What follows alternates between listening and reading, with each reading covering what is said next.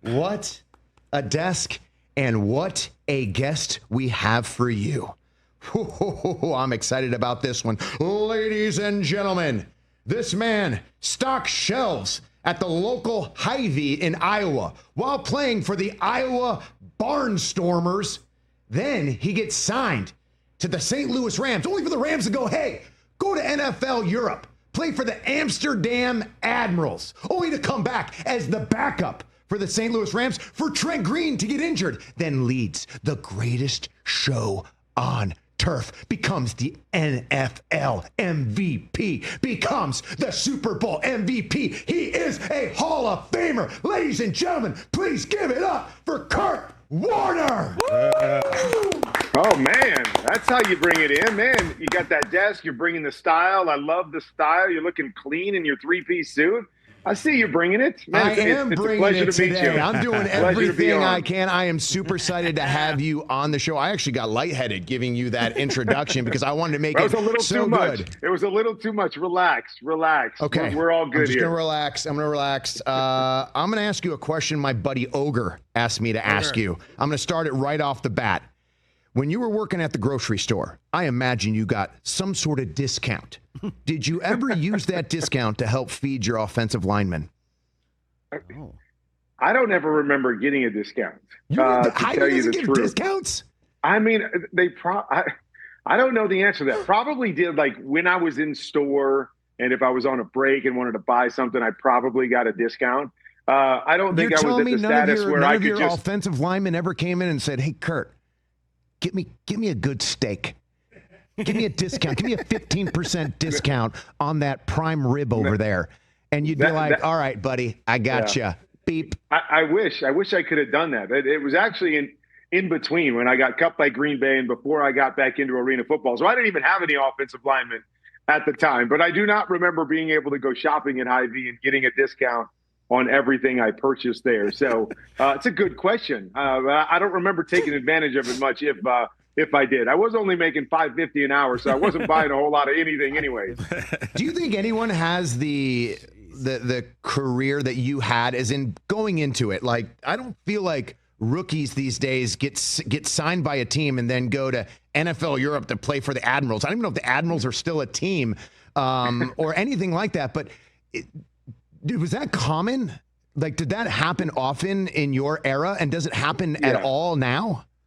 I mean, obviously going, from grocery store, or arena football to the NFL was really, really rare. At the time they did have NFL Europe, which was where the Amsterdam Admirals were. So it was kind of a feeder league by the NFL. And there were a number of guys, Jake Delhomme went to a Super Bowl. I believe Rich Gannon might've played over there, Brad Johnson. So guys that quarterbacks that played over there, kind of a developmental league, came back to the NFL and had great success in the NFL. And the unfortunate thing is they got rid of NFL Europe. Now they have the UFL, where we've seen, a couple quarterbacks.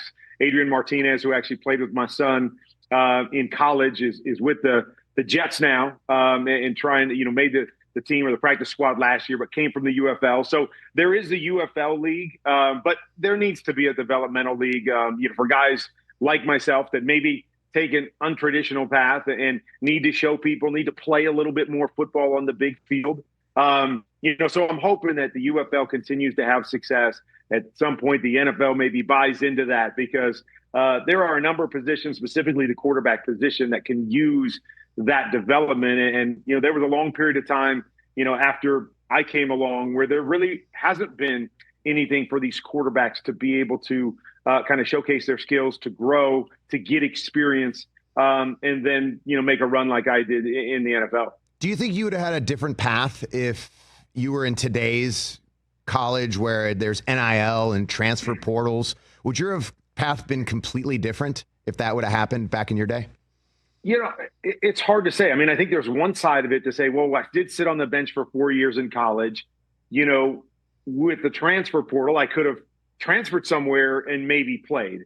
But I also look at it and go, well, who would have known about me anyways? Like, where would I have been going? And, what program would have wanted this guy that couldn't get on the field at Northern Iowa to play, at least at that level or at a higher level, to be able to get noticed? So I don't really know.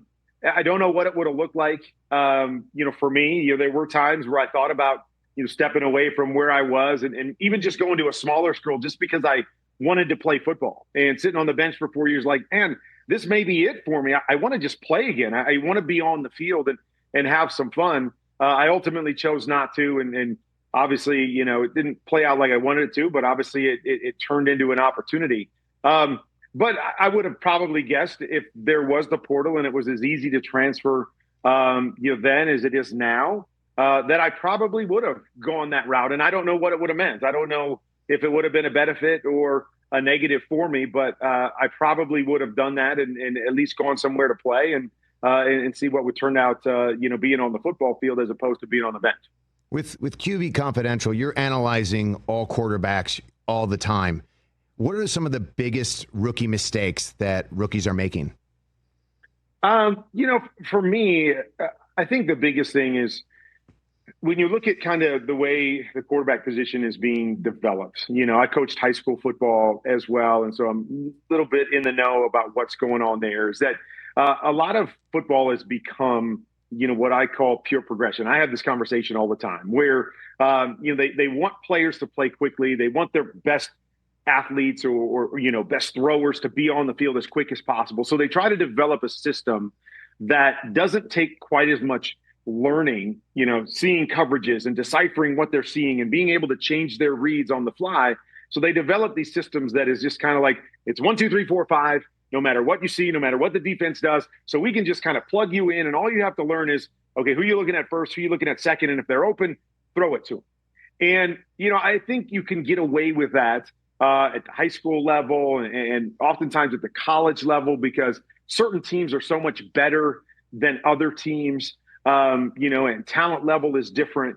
But it's one thing that I see when guys get to the NFL is, I actually just tweeted it yesterday. I was watching some of the preseason tape, and it's amazing to me how many of these quarterbacks, and especially young quarterbacks, will just drop back and they'll just like look at one guy and they're looking to see if they can just find a little bit of a window, and then they throw it really hard and try to get it into that guy. And I'm thinking to myself, well, just read that defender. That defender is squeezing it to make it a hard throw. Look at that guy out there who's wide open.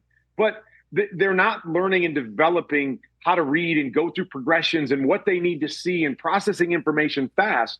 And so I think that's what leads to a lot of these mistakes because they're trying to play the game too fast. They're throwing the ball too hard. They're trying to fit things into tight windows instead of truly learning how to, from my opinion, play the position, read defenders, get that processing down so they can make the game easier on themselves and not have to be perfect from a physical standpoint because they're winning the game from a mental standpoint. Do a lot of rookies contact you with all of your accolades, everything you've done in the NFL, your first season going into, how you've come up? You're an NFL MVP, one of the greatest quarterbacks. You're a Hall of Famer. I imagine rookies are calling you day in and day out, be like, hey, man, can you watch my tape? Can you give me some advice? Is there anything I can do on this or that? Because I know as a WWE superstar, when I first got into WWE, I would go up to The Undertaker. I would go up to John Cena, who I believe are the GOATs, and I would ask them, I go, hey, man, can you watch my match? Can you give me any advice?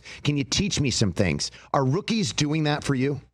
That's part of the reason why you're as good as you are. And, you're amazed at, I'm amazed at the lack of calls and connection that I do have. Is that, I always try to make myself available when I go to the combine. I try to get the numbers of as many guys as possible and connect with them. There's a number of guys, because I have their numbers that I take notes, all year long about different tape and stuff, and I'll send that to certain guys. But you'd be amazed at the lack of, back and forth that you have, or the lack of reaching out. I've had a few over the years that have done it, but very, very few. And, I don't know the answer why. Maybe they have other mentors, maybe, whatever. But I'm kind of dumbfounded by it that, because I try to make myself available. I'm not one of those guys that, if they text me, I don't get back to them. I'm always trying because I love teaching the sport. I love being able to share my expertise. I love to challenge guys and what they're thinking and what they're doing. And it goes for coaches too. I reach out to a lot of coaches and say, you want a quarterback perspective, you reach out to me, because I do believe I have some knowledge and understanding of, of how things work and how quarterbacks see things and what can help, the little things that can help. And so, very few reach out. And, I don't know the answer. Maybe it's me. And like I said, maybe they've got other guys that they connect to, and so they don't need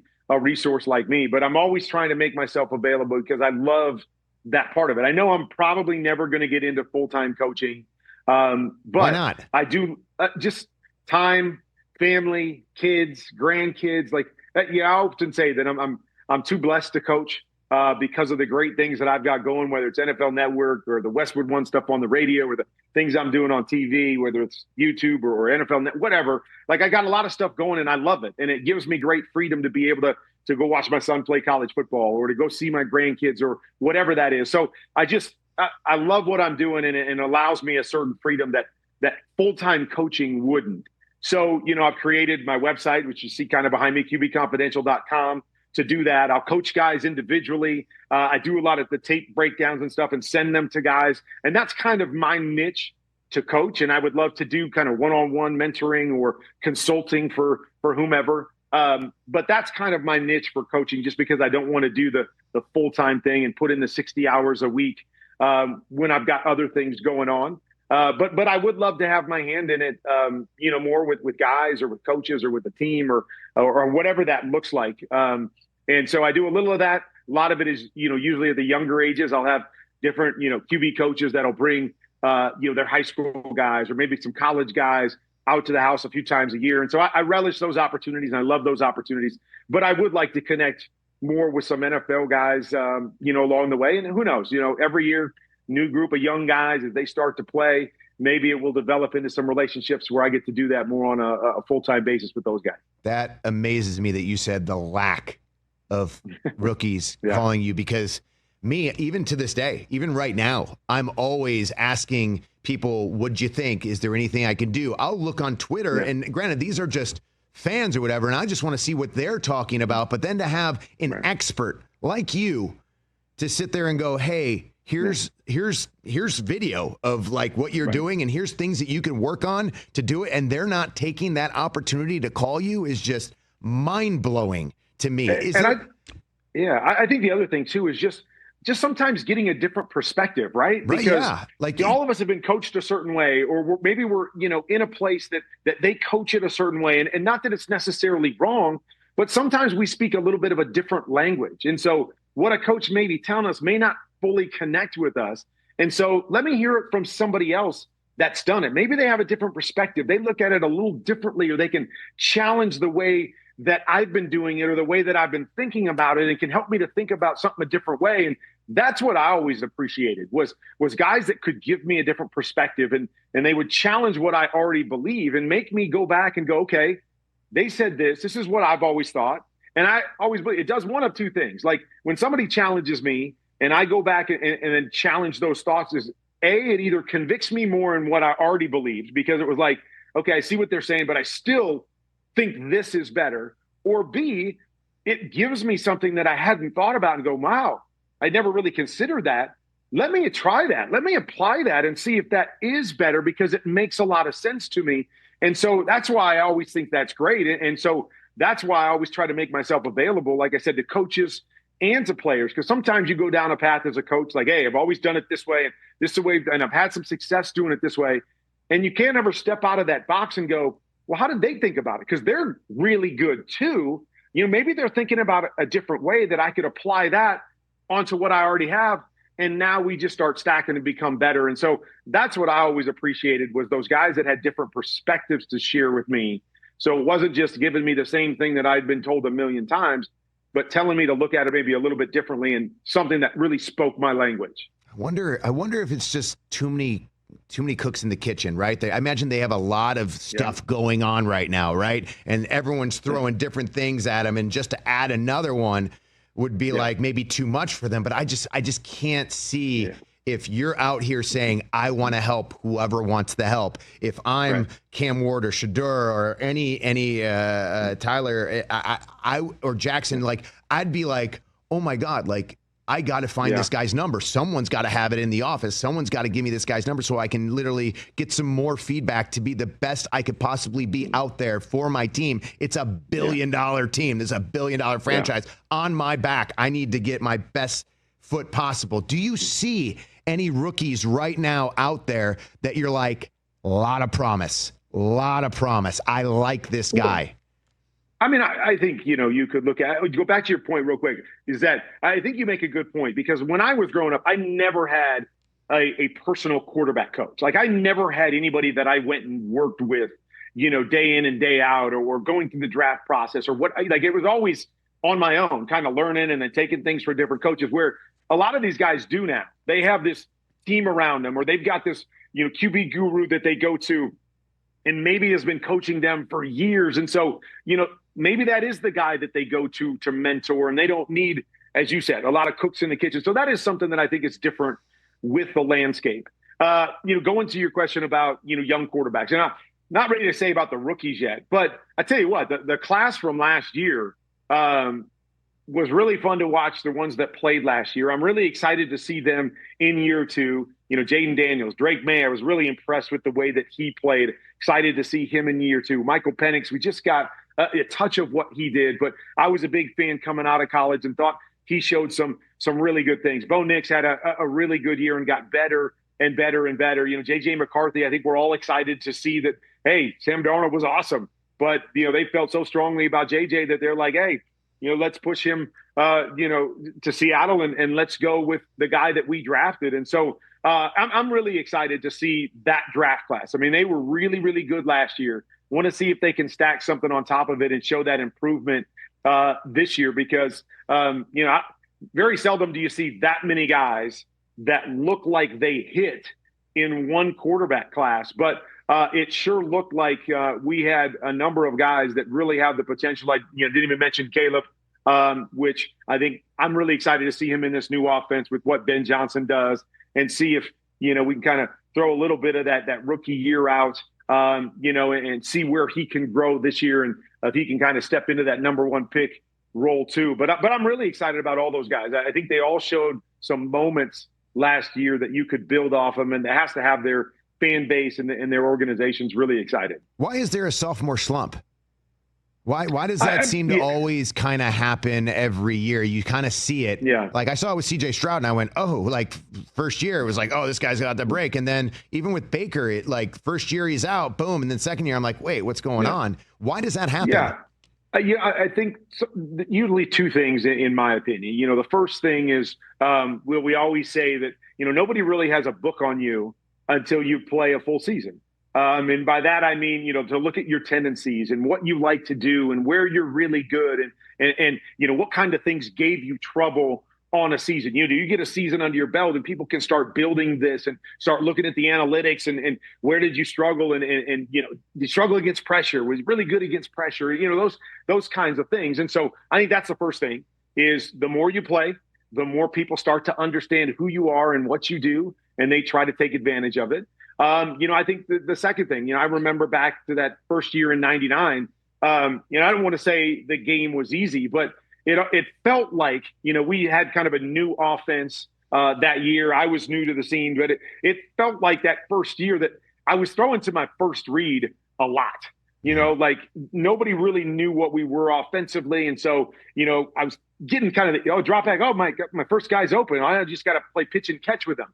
And then you get into the second and third year, and even though the stats might not have been as good, I would always think, oh, man, I'm playing better football because teams are taking away my number one, and I'm working quickly to number three, and I'm able to process information. I'm getting through all this stuff.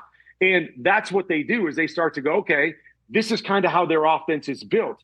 Let's take that away, and let's force the quarterback to get beyond number one, to have to see things, to disguise things a little bit more. And so now, these quarterbacks in year two, even though they may be a little better quarterback, it's harder to play the position because teams know who you are. They're trying to take what you do away well, trying to take what your offense does away, and now you've got to process. You've got to see things. You've got to get through your reads faster.